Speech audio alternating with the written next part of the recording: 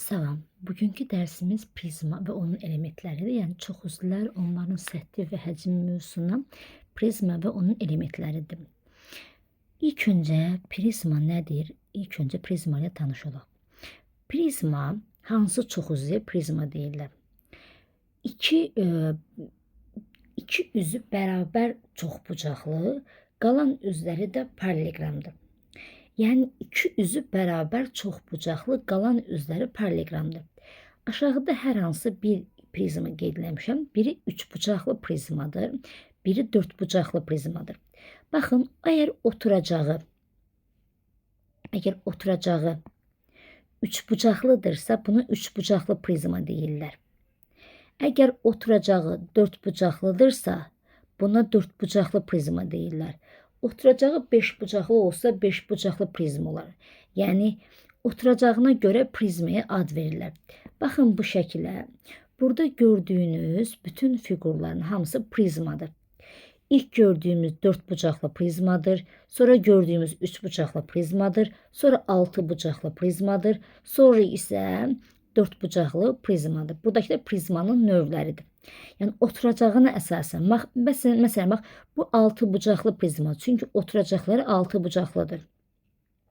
Bu üçbucaqlı prizmadır, çünki oturacaqları üçbucaqlıdır. Bu dördbucaqlı prizmadır, çünki oturacaqları dördbucaqlıdır. Bunlar olur prizmanın yəni növləri. Oturacağının asılı olaraq adı da dəyişir. Üçbucaqlı prizmanın oturacağı üçbucaqlı olur. Dördbucaqlı prizmanın oturacağı dördbucaqlı olur. Ümumiyyətlə prizma deyəndə iki üzü çoxbucaqlı, iki bərabər üzü çoxbucaqlı olur. Yəni burada məsələn üçbucaqlı prizmada üçbucaqlar bərabər olur. Dördbucaqlı prizmada yəni yuxarıdakı, aşağıdakı oturacaqlar bərabər olur. İndi dördbucaqlı prizmanın növlərindən, yəni paralelipiped, baxın bu paralelipiped. Dördbucaqlı prizmanın bir növüdür. Hansı növüdür? Əgər bir dördbucaqlı prizmanın oturacağı paralelogram olarsa, onda buna paralelipiped deyirlər. Deməli, yadda saxlayaq. Paralelipiped neymiş? Oturacağı paralelogram olan bir prizmaymış. Dedik ki biz, baxın bu şəkildə diqqət edin. Biz dedik ki, məsələn, bu prizmadır. Dördbucaqlı prizma. Çünki oturacaqları dördbucaqlıdır.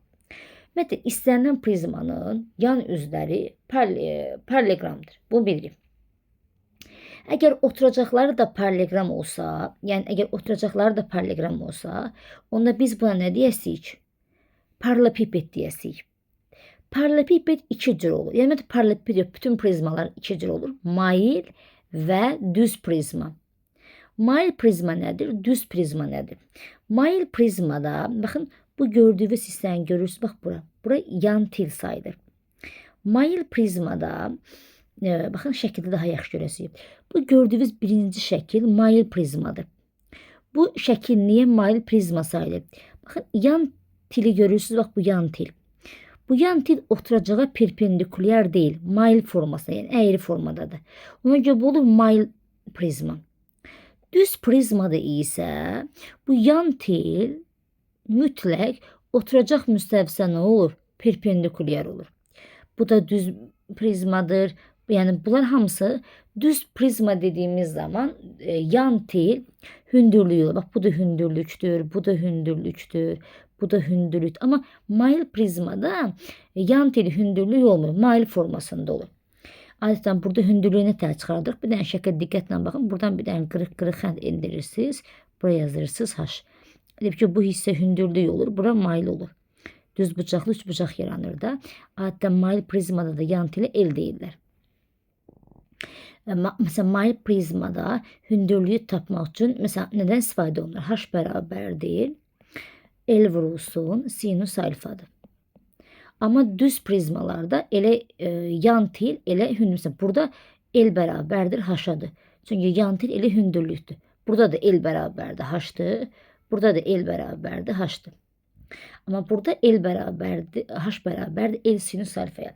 Desəz ki, bu düstur hardan çıxır? Sinus alfa qaydası var idi. Sinus alfa bərabərdir.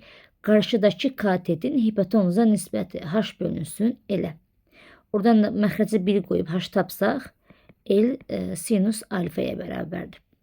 Bu maylı və düz prizma haqqında. İndi bir dənə gəlin bu şəklə diqqət edirəm.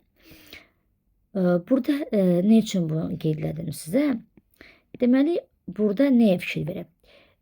Yan til haradır? Üz haradır? Bax, bu gördüyünüz hissə, bax bu hissə. Bax, bura yan üzdür. Bu öndəki hissə də yan üz sayılır. Yuxarı, bunlar üzləridir. Yanda duranlar yan üzlərdir, üstdə və altda duranlar isə oturacaqlardır. Məncə bu üzlər sayılır. Soramlarım gəlir nə? Təpə nöqtələr hansılardır? Bax, bu təpədir, bu da təpədir, bu təpədir, bu təpədir. 4 dənə yuxarıda təpə olacaq. 4 bucaqlıdır çünki. 4 dənə də aşağıda təpə olacaq. Yəni o 8 dənə təpə olacaq. Sonra bir də var yan til. Yan til nə deməkdir? Bu sözü çox verir. Yəni 2 dənə təpə birləşir. Nə yaradır? Yan til. Bu da yan tildir. Bu da yan tildir. Bu da yan tildir. Bu da yan tildir. Bu da, bu da, bu da, bu da. Bunlar hamısı nə sayılır? Yan til sayılır. Qaydaq indi əvvələ. Deməli, mayıl prizma nə oldu? Düz prizma nə oldu? Dedik. Hissələrini qeyd elədik. Bir də üzlər haqqında məlumat verdik. Bir də var. Paralelipiped sözünü görəndə deməli bizim qabağımıza 3 şey çıxacaq. Nə? Ya deyəcək düz paralelipiped, ya deyəcək düz bucaqlı paralelipiped, ya da deyəcək düzgün paralelipiped. Düz paralelipiped nədir? Düz paralelipipeddə məlum məsələ. Yan til həm də hündürlükdür. Düz paralelipipeddə məlum məsələ 6 dənə üz var da, yəni paralelipipedin 6 dənə üzü var. Düz paralelipipeddə oturacaqlar, bu oturacaqlar paralelogram olacaq. Bunu əzbər yadda saxlayın. Ümumiyyətlə, düz fiqurların hamısında yan üzlər olacaq, düz bucaqlı. Deməli, yan üzləri, və sarı ilə rənglədiyim, bunlar yan üzlər sayılır. Düz paralelipipeddə yan üzlər düz bucaqlı olacaq. Çünki yan til oturacaq müstəvisinə perpendikulyardır. Amma oturacaqları nə olacaq? Paralelogram. Düz bucaqlı paralelipipeddə hamısı düz bucaqlı olacaq. Yəni yan üzlər də düz bucaqlı olacaq, oturacaqlar da düz bucaqlı. Yəni altısı düz bucaqlıdır. Düz bucaqlı paralelipiped. Amma düz paralelipipeddə oturacaqlar paralelogram olur. Yanlar düz bucaqlı olur. Düzgün paralelipipeddə, bəli, zaten bunların hamısında yan til oturacaq perpendiküler olduğuna görə düzgün paralelipipeddir. Yan üzlər düz bucaqlıdır. Amma oturacaqları düzgün dört bucaqlı, yəni kvadrat. Deməli, düzgün paralelipiped, yəni düzgün paralelipiped elə bir paralelipipeddir ki, tez çəkim. Təqribi çəkdim. Bax, getməsin deyə. Baxın, düzgün paralelipipeddə oturacaqlar, baxın, bu oturacaqlar kvadrat olacaq. Bu da kvadrat olacaq. Amma yan üzlər düz bucaqlı olacaq. Deməli, qırmızı ilə dairələdiyim bunun da. Hamısının, yəni düz paralelipipedində, düz bucaqlı paralelipipedində, düzgün paralelipipedində yan üzlər düz bucaqlı olur. Düz paralelipipedin oturacaqları paralelogram, düz bucaqlı paralelipipedin oturacaqları düz bucaqlı, düzgün paralelipipedin oturacaqları isə kvadratdır. Bu bizim ilkin anlayışlarımız idi. İndi isə gələk nəyə? Baxaq nə? Diaqonallarının sayı, diaqonal kəsiklərinin sayı, təpələrin sayı. Bir qoyaq, başlayaq. Birinci. Deməli, prizmanın təpələrinin sayı. Prizma deyəndə içərisində paralelipipeddə hamısı gedəcək. Prizmanın təpələrinin sayı düsturu 2 n-dir. Təpələrinin sayı 2 n-dir. 2 vurulsun n. 2 n-dir. Üzlərinin sayı n üstəgəl 2 düsturudur. Tillərinin sayı 3 n-dir. Diaqonallarının sayı n vurulsun n-3 bölünsün n vurulsun n-3'dür. Həmişə yadda saxlayın. 4 bucaqlılarda daha doğrusu çox bucaqlarda nətər tapırdıq diaqonalların sayını, ümumi diaqonalların sayı. N vurulsun n minus 3 bölü 2 değildi. Burada diaqonalların sayı düsturunda bölü 2'si yoxdur. N vurulsun n minus 3'dür. Bir de diaqonal kəsiklərinin sayı isə n vurulsun n minus 3 bölünsün 2. Çünki bunun diaqonal kəsiklərinin sayı düsturu çox bucaqlının diaqonallarının sayı düsturudur. Amma bunun diaqonallar sayı düsturunda 2 yoxdur. İndi əslində təpəni, üzü, tili isə izah eləmişdim bayaqlarım. Bir dənə diaqonal kəsikləri nədir, onu izah eləmək istəyirəm. Bir şəkil ayırmışam bunun üçün. Baxın, bu şəkildə gördüyünüz fiqur hər hansı bir dörd bucaqlı, məsələn, prizma deyə bilərik, paralelipiped deyə bilərik. Paralelipiped olsun, prizma olsun. Bu prizmada, baxın, A1, qırmızı ilə işarələyim. Təpələr hansılardır? A1, B1, C1, D1, D1'dir. Burada A, B, C, D. Bunlar təpələrdir. Düstur 2n değildir. Deməli 2'ni vururam. N nədir? N, məsələn, oturacağı dörd bucaqlı deyil. Deməli n 4'dür da. Oturacağında hansı figursa ona görə, yəni 4 bucaqlı deyil, n 4'dür onun. 2 vur 4, 8 dənə təpəsi var. Bir sayfa tapa bilərsiniz ki, 8 dənə təpəsi var. Sonra onların tillərinin sayı 3n'dir. 3'ü vururam. Burada figurda n4 olduğuna göre düsturdaki 4 vururam. N'ye 4 koyuram. 3 vurulsun 4 12'dir. Hansıdır? Bakın bir tili bu tildi. 2 tili, 3 tili, 4 tili, 5 tili, 6 tili, 7, 8, 9, 10, 11, 12. Bu tilləridir. Sonra üzləri var. N üstə gəlinsin 2'dir. Burada n 4 olduğuna göre 4'ün üstü 2 gəlirəm 6. Yani n bərabərdir 6 ümumiyyətlə 4 üstə gəl 2 bərabərdir 6 desə daha yaxşı olar. 6 dənə üzü var. Biri üst oturacaqdır, biri alt oturacaqdır.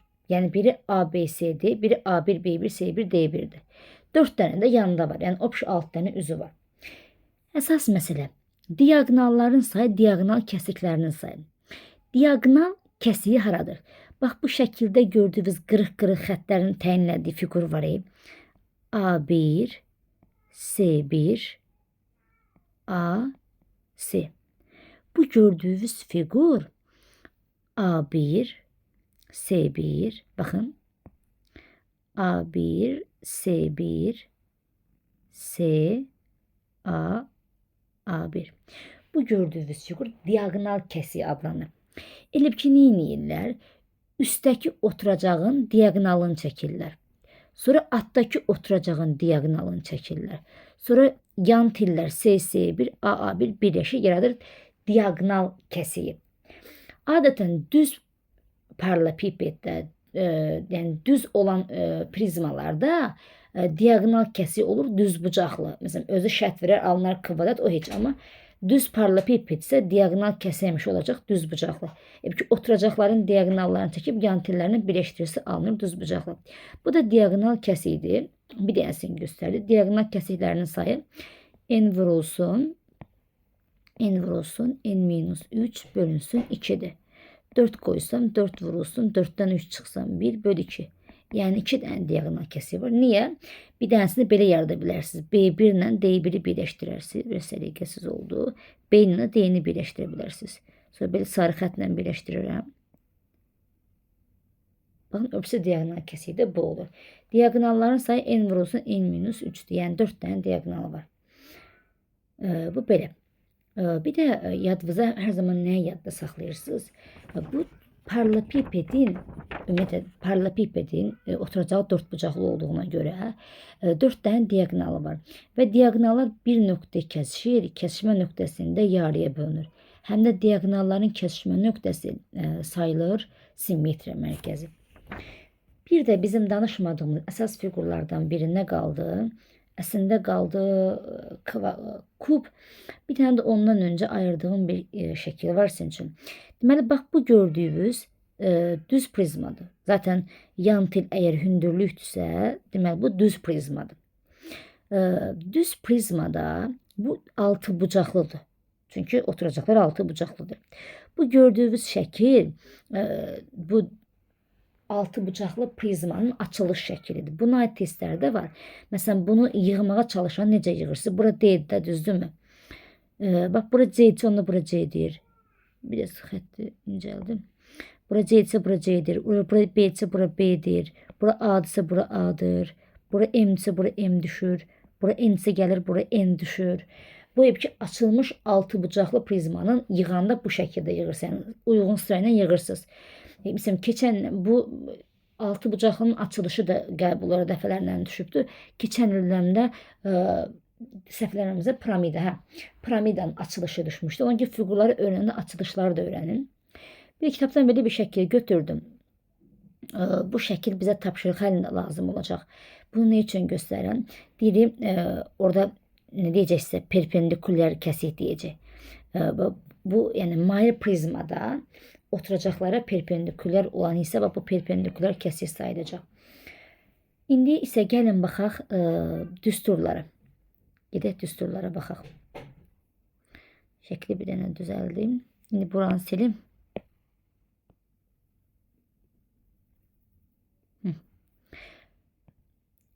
Deməli, mail prizmanın düsturları hansılardır? Ümumiyyətlə hamısında eyni məqsədlə işləyəsiniz, eyni sahə düsturlarını istifadə edəsiniz.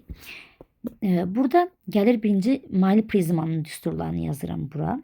Mail prizmada bizə lazımdır S-yan. S-yanı sığıyı, yəni buraya yan sözünü götürəcək. S-yan. Düsturu P oturacaq. Yəni oturacağın perimetri vurulsun L'dir.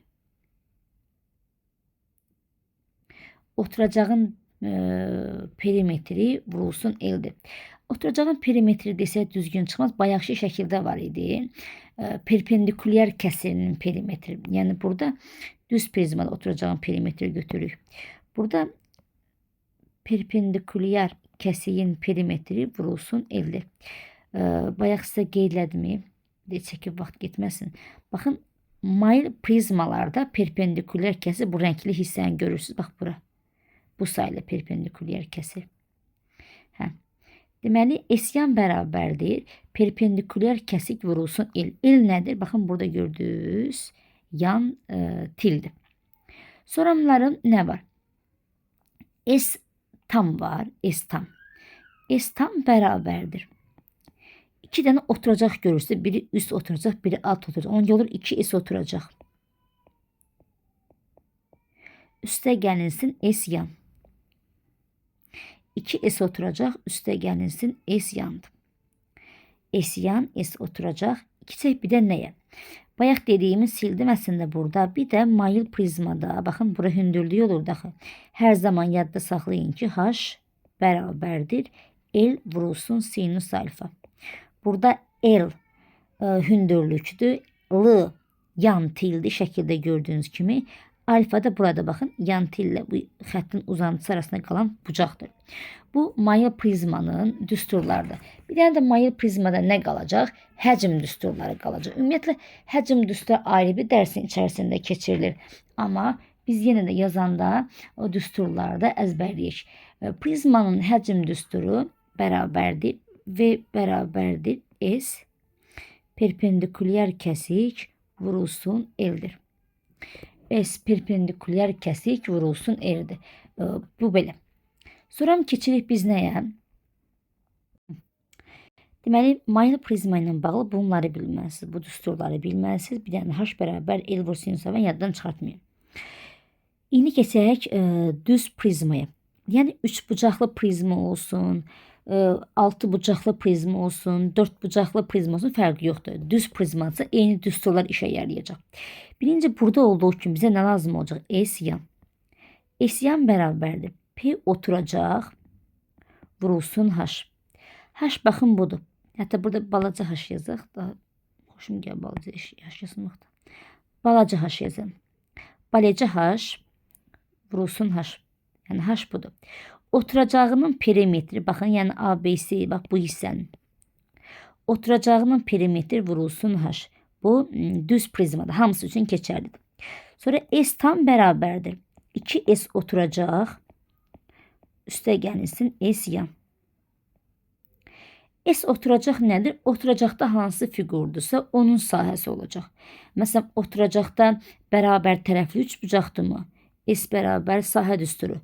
A kvadrat kök altında 3 bölünsün 4 olacaq. Oturacağı kvadratdırmı? S bərabərdir nə olacaq? A kvadratı. Məsələn, oturacağı düzgün altı bucaqlıdırmı?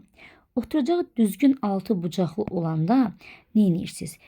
Adi bərabər tərəfli üçbucağın sahə düsturu yoxdur. A kvadratı kök altında 3 bölünsün 4'dür. Düzgün altı bucaqlıdırsa 6'ya vuracaqsınız. Yəni oturacağın sahə düsturu oturacaq hansı fiqurdursa ona uyğun hesablanacaq. Bir xüsusi sahə düsturu yoxdur. Əvvəlki həndəsə mövzularını bilirsiniz, o qeyd olunmur.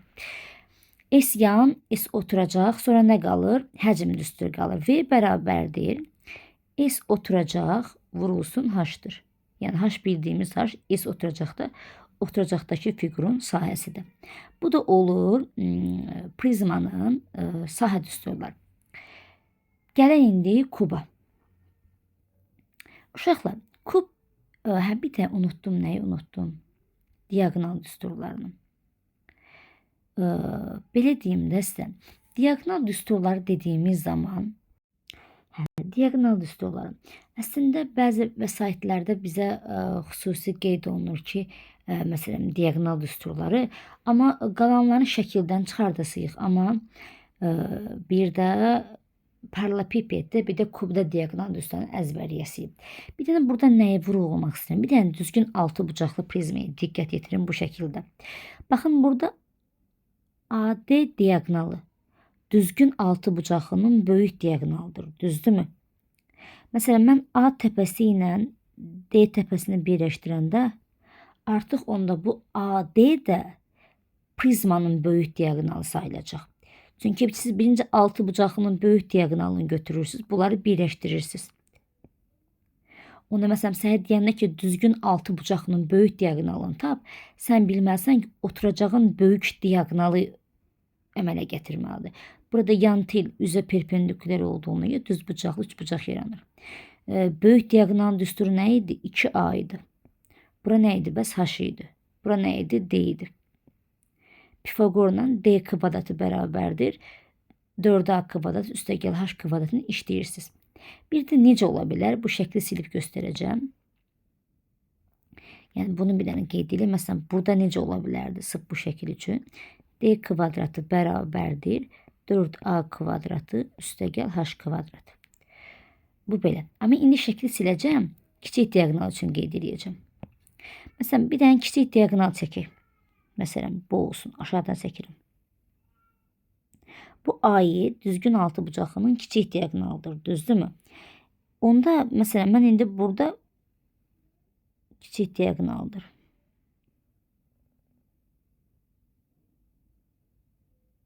Onda A Y üstündə xəttə, A Y üstündə xəttə artıq paralelipipedində, daha doğrusu prizmanın da kiçik diagonal sayılacaq. Çünki bu kiçik diagonal. Kiçik diagonal düstur nə idi? Bəs A kök altında 3 idi. Bu isə H'dır. Burada hər hansı bir D'dir. Burada olacaq D kvadratı bərabərdir. H kvadratı üstə gəlinsin 3A kvadratı. Yəni düzgün altı bucağı ilə bağlı sual var. Böyük diagonalı, kiçik diagonalı. Siz bilməlisiniz ki, üzün kiçik diagonalları olanda prizmanın kiçik diagonalı olacaq. Üzün böyük diagonal olanda prizmanda böyük diagonalı yaratmış olacaq. Bu onu da göstərdim. İndi paralelipiped və kub haqqında danışaq. Hər hansı bir paralelipipedin şəklini çəkirəm. Yəni paralelipiped çəkirəm. Belə. Ben karandaşın ucunu dəyişim.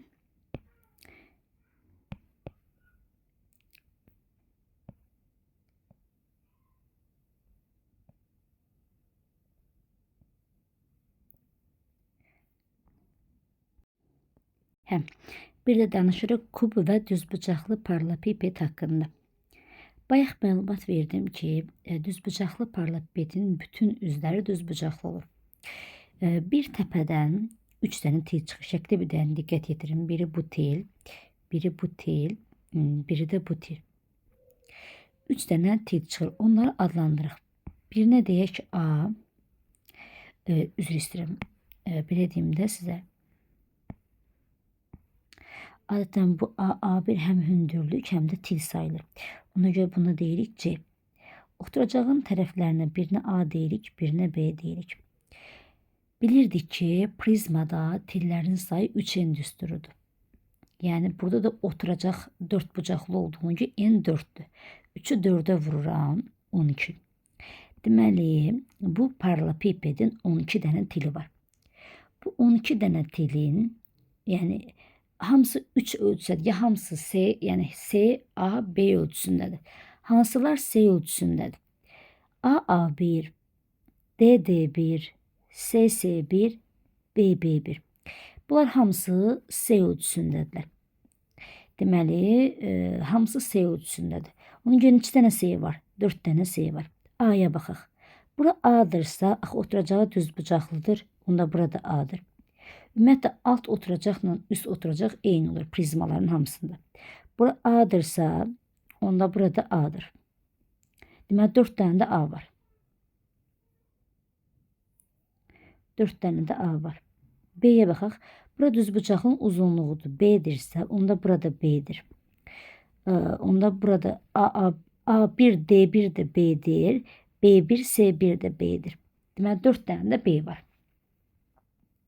Deməli, 12 dənə til var. 4 dənə S ölçüsündədir, 4 dənəsi A ölçüsündədir, 4 dənəsi də B ölçüsündədir. Bu heç. Bizə düzbucaqlı paralelipipedlə bağlı nə lazım? Birinci, S yan lazımdır. Bəzən uşaq elə bilir ki, S-yan deyəndə, məsələn, sadəcə bir dənə təzə öyrənən uşaqlardan elə bilir ki, bir dənə, məsələn, S-yanın sahəsidir. Xeyr, S-yan dediyimiz zaman yanda neçə dənə düzbucaqlı varsa, onların hamısının sahələri cəmidir. Və yaxud neçə dənə paralelekram varsa, onların sahələri cəmidir. Düzbucaqlı paralelipipeddə yan üzlər düzbucaqlıdır. Ona görə düzbucaqlı dedim. Deməli, S-yan deyəndə yandakı, bax, biri bu. Biri bu öndəki, yəni A, A1, D1, D, biri D, D1, S1, S, biri A1, B1, B, A.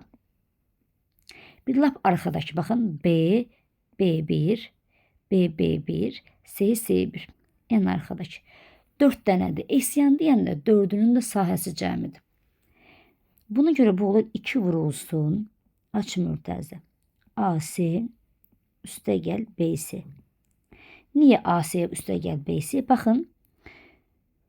Bir dənə indi ən öndəkinə baxın. A, A1, D1, D-yə baxın. Burada B-dir, bura C-dir. Yəni BC-dir. Həm də həmişə öndəki ilə arxadakı eyni olur. BC, 2 dənə BC vardır, 2 BC olur. İndi baxın sağdakına, burası A-dır. Sağdakı yəni D, D1, C1, C. Bir üzü A'dır, o birisi üzü tili, bir tili B A'dır, bir tili B'dir. Onun görə sahəsi A vur B daha düzbucaqlıdır. Ona görə də soldakıdır. Yəni A1, A, B1, B. Onun da sahəsi A vurulsun. Bu A vur B yanlış qeydlədim. Bura A, C'dir. Şəkil biraz təriqəsiz olub. Bura C'dir uşaqlar. Bu A vur C'dir. Baxın, bura yox. Qaralayıram buranı. Bu A vur C'dir, bu da A vur C'dir. Yəni uzatmağa ehtiyac yoxdur da. S-yan deyəndə 2 vurulsun, AC üstə gəlsin, BC-dir. Həmişə S-yanın düsturunda mütləq C olmalıdır. C-də hündürlük rolunu oynayır. Bu belə. S-tam dediyimiz zaman isə uşaqlar, yəni S-yanla əlavə üstdəki oturacaq, altdakı oturacaq nəzərə alınır. Onun üçün 2 vurulsun, AC, üstə gəl BC, üstə gəl AB. Sonra həcm düsturu V bərabərdir A vurulsun B vurulsun C'dir. Sonda isə diagonal düsturu. Bunun diagonal düsturu D kvadratı bərabərdir. A kvadrat üstə gəlinsin B kvadrat üstə gəlinsin C kvadratı. Bir dənə rahat şəkil qeydləmişdim. Bunu görə biləsiniz. Tapa bilirəm bu şəkli. Baxın. Tapdım. Baxın. Bir dəqiqə bura baxaq. Deməli, uşaqlar, bu diagonaldır. Bak bu kırmızı D diagonaldır. Bura B'dir, bura A'dır, bura C'dir. Yani D kvadratı bu üçünün kvadratları cəminə bərabərdir. Ha, başka düsturə ehtiyacımız yoxdur. Kuba baxaq. Düzbucaqlı paralelipiped 6 dənə düzbucaqlıdan yaranmışdır. Kub isə 6 dənə kvadratdan yaranıb. Yəni kubun bütün üzlərinin hamısı kvadratdır. Ona görə kubla işləmək daha rahatdır. Yani burada bir tepeden çıkan üzler bura A'dır. Bura A'dır. Düzdür, mənim şəklimə oxşamır ama A'dır da. Burada A'dır. Yəni burada A 12 dənə tili var. Hamısı da A, eyni ölçüdədir. Onun ki S yan bərabərdir. Məsələn, yandakı kvadratdır. Kvadratın sahəsi nədir? A kvadratı. 4 dənə yanda düz kvadrat varsa olur 4A kvadratı. 6 dənə üzü varsa, hamısı da kvadrattırsa, onda S tam bərabərdir 6A kvadratına. Həcm düsturu isə, məsələn, düzbucaqlı paralelipipeddə A, B, C deyil, indi hamısı AA-dır, onca A kub olur. Diagonal düsturu isə, məsələn, düzbucaqlı paralelipipeddə necə idi? D kvadratı bərabərdir A kvadratı üstə gəl B kvadrat üstə gəl C kvadratı. Burada da hamısı A olduğuna görə əslində D kvadratı bərabərdir 3A kvadratına. Misal həlində biz promoid D'nin yerinə qoyasıyıq A kök altında 3'ü. Yəni sizə sual verirsək kubun diagonal düsturu nədir? D bərabərdir A kök altında 3 ilə gedin. Birdən nəsə misal həllində nə lazım ola bilər bizə? Kubun məsələn bir üzünün diagonalı. Kubun öz diagonalı A kök altında 3'dür. Kubun bir üzü kvadrat olduğuna göre, kvadratın da tərəfləri baxın şəkli A olduğuna göre, ona göre bir üzünün diagonalı ne olacak uşaqlar? A kök altında 2 olacak. Yani kubun bir üzünün diagonalı A kök altında 2'dir. Ama öz diagonalı A kök altında 3'dür. Bir de mesela ola bilər ki, hər hansı bir üzünün sahəsini istəyə bilər. Kubun hər hansı bir üzünün sahəsi A kvadratıdır. Çünkü kvadratdır. Kvadratın da sahəsi A kvadratıdır. Bu da prizma ve onun elementleri hakkında məlumatıydı.